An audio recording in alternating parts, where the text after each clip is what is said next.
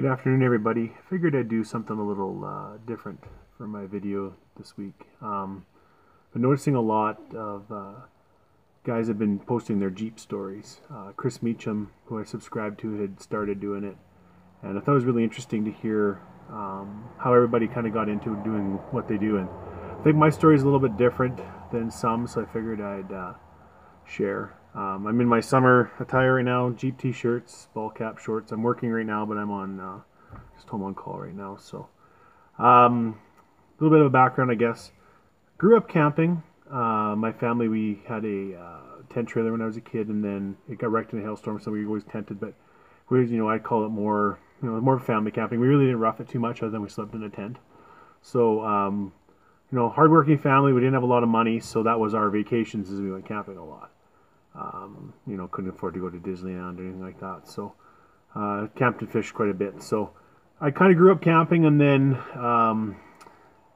about 6 years ago, a little over 6 years ago now, my fiance was killed in a car accident, and that was obviously one of the toughest things that anybody can go through, is to lose somebody like that.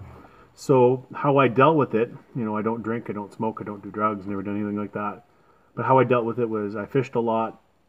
I did some hiking and went on, did a little bit of camping at my mom and dad's cabin, and went on a camping trip with my brother to the mountains. And I realized that, growing up, we're about 8 or 9 hours from the mountains, and I always thought it was really inaccessible. And came to find out that it really isn't as inaccessible as I thought it was.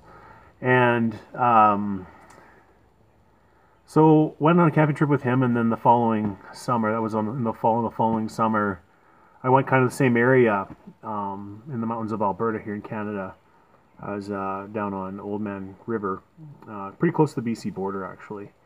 And I just have my GMC half-ton four-wheel drive, and I did some work to it. I did put a little leveling kit on it. I put some Wrangler Duratreks on it. I rigged up a receiver on the front so I could have a winch, because I was going places where there's no cell phone.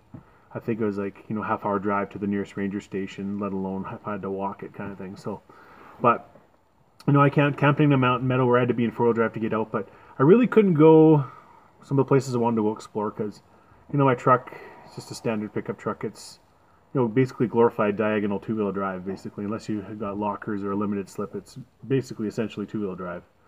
When you're a two-wheel drive, you're basically one-wheel drive. So after that, I kind of got exposed to it, and I got doing some reading, and I'd always been kind of into 4x4s and Jeeps, and I really like old Land Cruisers and Land Rovers and stuff like that. But so I started looking for a Jeep, because I figured I want to go places where my truck can't take me, because that's how I was coping with what was going on and what had happened. And also with my job, for the people who don't know, I'm a paramedic. I used to also do fire department here in town, and I was air search and rescue too. So for a while there was all three at the same time. So got to see some pretty hairy stuff sometimes, and you need a way to unwind. So got looking for a Jeep. I looked at some dealers, and I was kind of wanting to get something that was the 2012 or newer, because it had the better engine. But with my budget, I had a lot of money at the time too, because I'd received my fiance's life insurance. So that's kind of how I bought my Jeep. But anyway, this Jeep that I got now, it's an '08, so it's got the 3.8 liter, not the best engine, but my boss owned it, and he was looking to get rid of it. And I got looking at it, and I'm thinking, I could buy a brand new Jeep or 2012, and I was probably going to be looking at about like 35 to 40 grand at that time. So I've had this Jeep for, I'd say 4 years now. I think I've had this Jeep.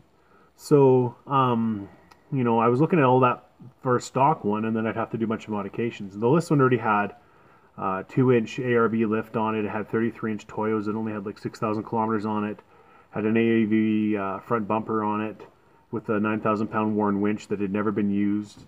It had some stuff on the inside that was done already. It came with some other stuff that wasn't installed, like my CB mount here came with it. He never had installed it. I've got my phone right now. I'm filming this on my phone. It's sitting on a Rugged Ridge dash organizer that was already installed. So he'd done a lot of stuff to the Jeep, because he's the kind of guy that wants to have like the best of everything. Like that's why this thing's got the full nav package, power windows, everything. If I was to order a Jeep, I'd get like the basic one. I don't need the satellite radio. I don't need the nav package. I've got maps for that. I don't need power windows, manual crank ones I prefer. They're a lot lighter. You don't have to deal with the motor and stuff. So, but anyway, he was trying to sell it. I thought he was asking a pretty reasonable price considering all the stuff it had. Probably had, 10 grand worth of extra stuff done to it already. On top of it, it had less than 53,000 kilometers on it. It was 6 years old at the time, so had some like rock chips and stuff, but it was in great shape. So that's how I got a hold of this one. And then I've been slowly modifying it a little bit more. First thing I did was I put a different back bumper. I've got a Garmin on the back because he had 33-inch tires, but he was still running the factory spare. He had no intention of ever taking this thing off road. I think it only been in four-wheel drive once to get through the snow in the wintertime.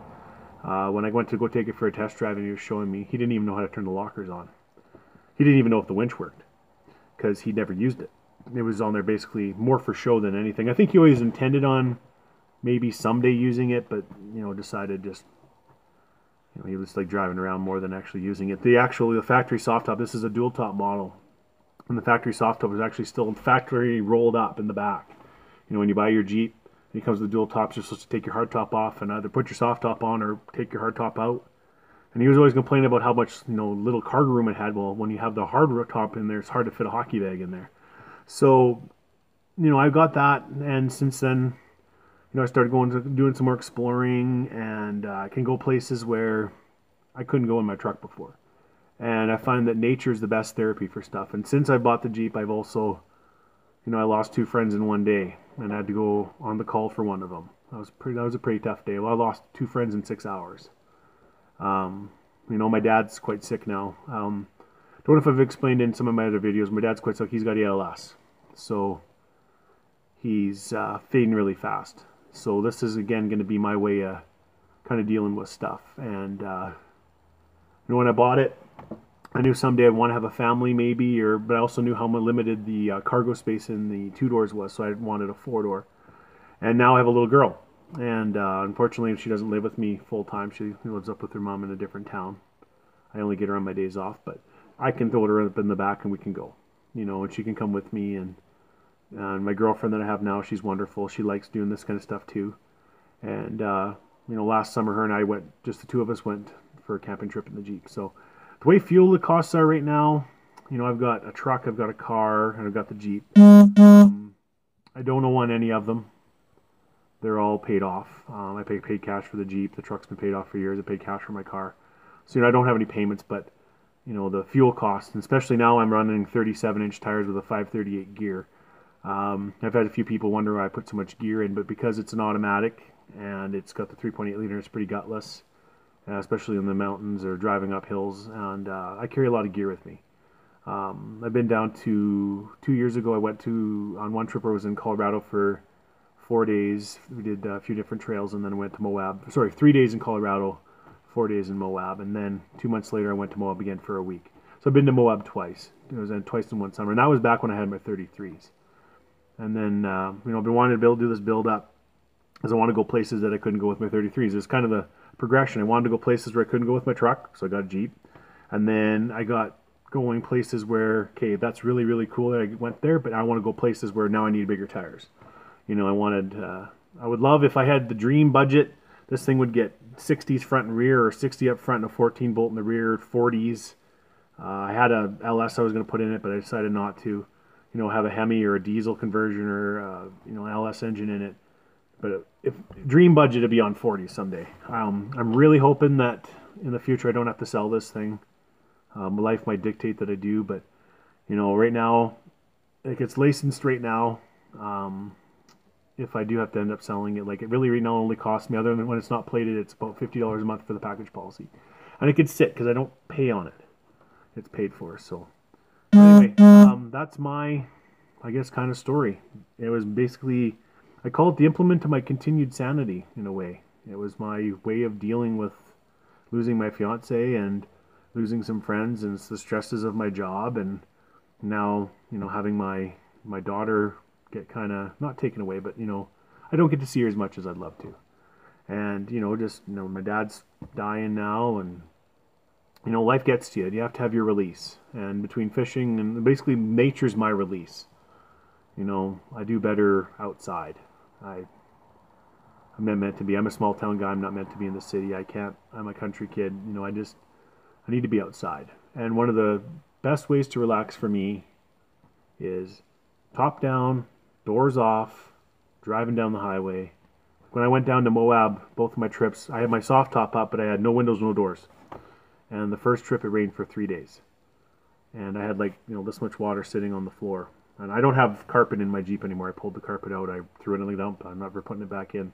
I've got bed liner, but luckily it's got drain plugs. So it hasn't got used as much as I'd want to since I've got the build done. Just, life and financial things right now, but try and take it out as much as I can. And this summer I'm planning on taking my little girl camping with it. That'll be our big trips. I can't afford any big trips to the States anytime soon. So anyway, I've rattled off long enough. I didn't realize it was over 10 minutes already. So I'm going to try and figure out how to tag a few people in this video as well. But if I'm not able to tag it, I want to thank tag them. I want to thank 410 Expedition for kind of inspiring me to do my video. And if anybody sees this and wants to post theirs, I really appreciate it. Thank you. Or have any comments too, feel free to comment. Everybody take care.